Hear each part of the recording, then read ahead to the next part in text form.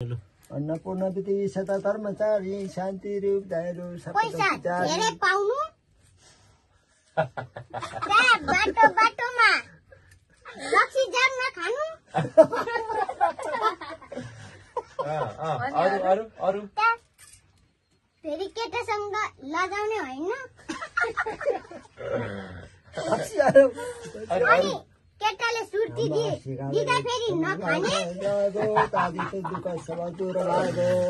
अनि अरु भन्दै जानु अनि केटाले किडन्याप गर्यो भने खुट्टा